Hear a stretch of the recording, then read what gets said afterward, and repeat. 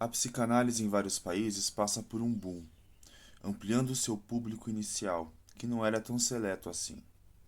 Se observarmos vários estudos recentes, interculturais e históricos sobre o início da psicanálise, perceberemos que esta compreendia experiências com clínicas populares, inclusões em clínicas públicas e a combinação colaborativa com instituições do Estado, como a Clínica Tavistock, em Londres.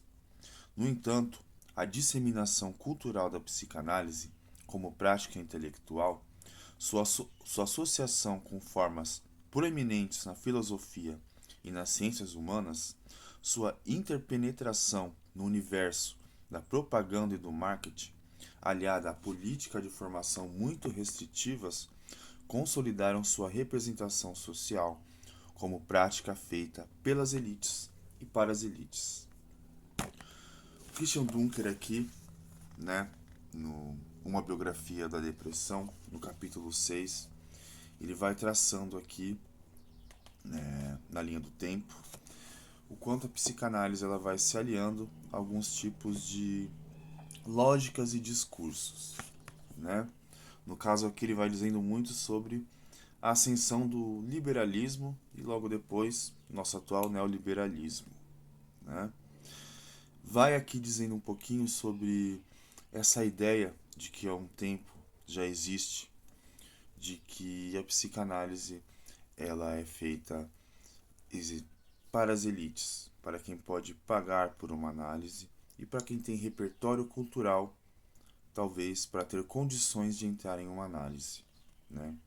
Ironicamente, ele cita aqui também as clínicas populares que foram abertas em Viena, lá no início da psicanálise, que atendia a população mais vulnerável, vamos dizer assim, né? Inclusive, nessas clínicas populares se fizeram, dentro da psicanálise, as primeiras observações sobre as questões problemáticas envolvendo o alcoolismo, né? Só para a gente colocar aqui.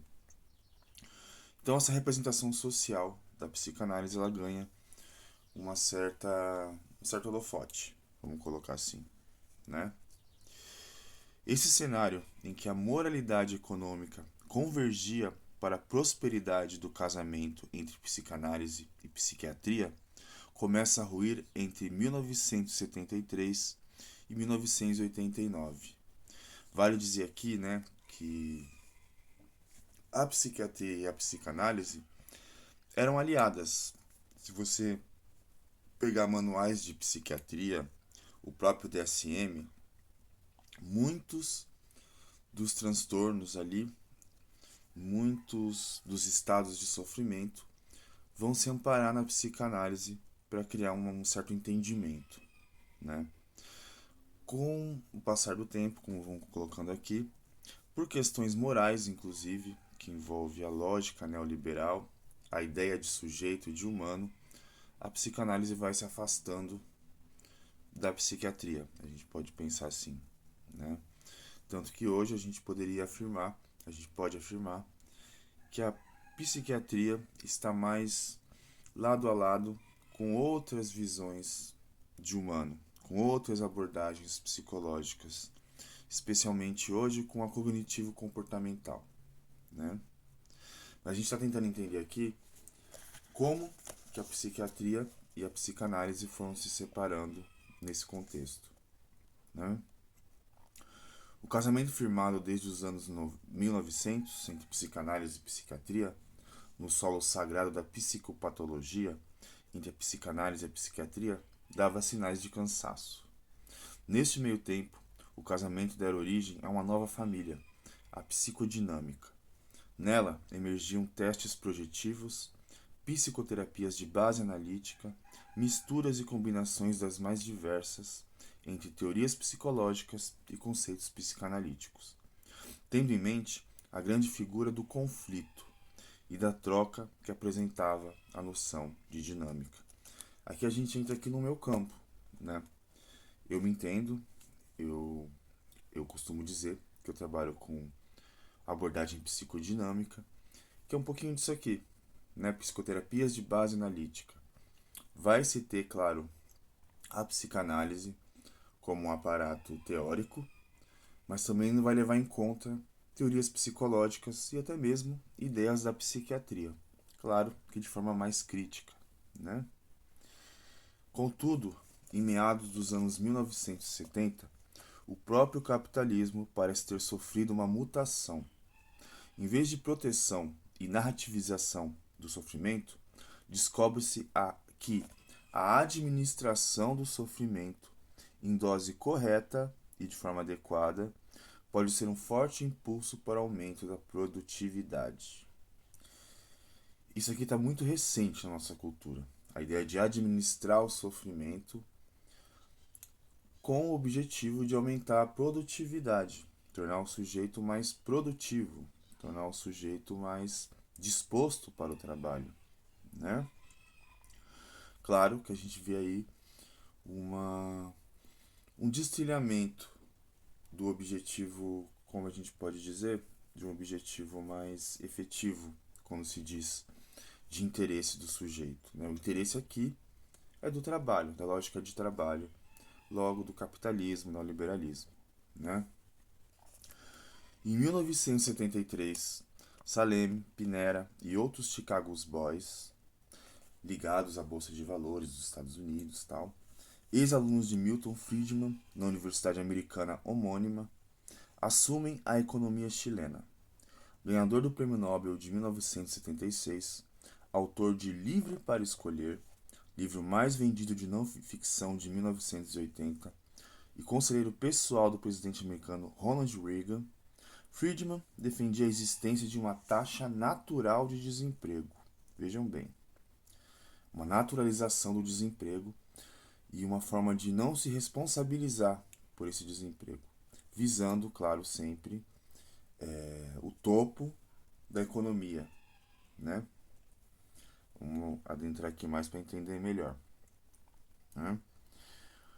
Ou seja, que nem todos terão acesso a empregos e que, se o governo tentasse agir contra isso, haveria inflação. Vejam se esse discurso não é muito contemporâneo, né? Entre suas propostas estavam a abolição da licença médica, cupons escolares, câmbio flutuante e a mais completa desregulação da economia. Acabava-se assim a era da negociação mediada pelo Estado e tinha início um período no qual deveríamos voltar nossa confiança à mão invisível do mercado, tal como descrevera Adam Smith nos primórdios do liberalismo. Vocês já ouviram falar da mão invisível do Estado, que acaba definindo muitas questões da nossa vida, da nossa política, da nossa subjetividade, da nossa economia. O neoliberalismo não é apenas uma teoria econômica que acabou favorecendo a financiarização das empresas e o nascimento do capitalismo imaterial, na qual o valor da marca pode superar a importância da produção. Tampouco é apenas reflexo de uma valorização do consumo como padrão de formação de identidades e como ponto de definição negocial. Ele representa também uma nova moralidade, que tal como afetou a aliança entre psicanálise e psiquiatria. Interessante colocar aqui o quanto o neoliberalismo ele é entendido também, e talvez de forma muito presente, né, com uma nova moralidade, novas lógicas, novas formas de subjetividade de entender nossa vida. Daí que se dá, né, essa separação afeta a aliança entre psicanálise e psiquiatria. Alguns estudiosos da origem da psicanálise argumentam que boa parte das ideias em que ela se apoiou e as quais ajudou a propagar já estava amplamente disponível como complexos culturais e discursivos antes de Freud. A era vitoriana havia construído um padrão de naturalização da mulher, os perigos da sexualidade na criança, as perversões da adolescência e a grande ideia de que somos o que somos porque reprimimos parte de nós mesmos que não conseguimos aceitar, tipicamente relacionadas com a sexualidade e com a hostilidade. Ainda que essas não sejam descobertas de Freud, são a sistematização de uma hipótese disponível e necessária para criar certos tipos de pessoas, no quadro de determinados processos de individualização. Pode-se então dizer que, assim como o século XIX criou sua hipótese repressiva, o neoliberalismo se faz acompanhar da emergência da hipótese depressiva. Essa hipótese depressiva supõe que a depressão tornou-se rapidamente uma forma de sofrimento globalizada, porque é egocintônica,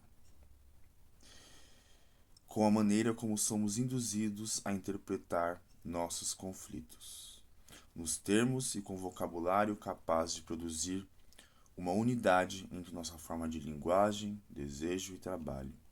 Disse que um sintoma é egocintônico quando há uma identificação que encobre o conflito entre desejo e narcisismo, de tal maneira que o sujeito passa a reconhecer seu sintoma como parte de si mesmo, passa a defendê-lo como expressão de sua personalidade, passa a amá-lo como representante simbólico de sua forma de vida. Eu vou fechar aqui, eu queria chegar nesse ponto. Quando se fala em sintomas egocintônicos, né, a gente está falando daquilo que a gente reconhece como esse é meu jeito, né? Eu tenho um tipo de comportamento que eu vou entender como parte da minha personalidade, meu jeitinho de ser, né? Não é entendido como sintoma e desregulamento da psique, vamos dizer assim, né? Eu estava vendo recentemente algumas matérias a respeito de uma prática que tem sido muito comum hoje na nossa sociedade, especialmente entre adolescentes e jovens, que é adotar a ideia de passar o dia todo na cama, por exemplo, apodrecendo na cama, como estilo de vida e defender isso como estilo de vida. Aposto aqui, coloco aí como hipótese, de que isso faz parte de um sintoma depressivo de nosso tempo. Né? A ideia de um jovem, um adolescente, uma pessoa que seja, passar o dia todo numa cama, mexendo no celular, só existindo, né? E isso ser vendido como estilo de vida, diz muito sobre como estamos vivendo no nosso contemporâneo. Né? Aí entra a ideia de egocintônico.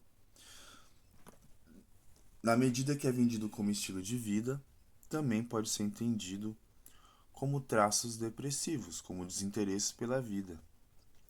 Não se trata de diagnóstico, mas de observações sobre como estamos vivendo e o que estamos fazendo com a vida. Portanto, é importante a gente fazer essa retomada da história da depressão, como o Dunker faz aqui no livro, para entender melhor quem somos, o que estamos fazendo, o que se pode fazer e do que queremos nos tornar, seja como sujeitos, seja como sociedade e cultura.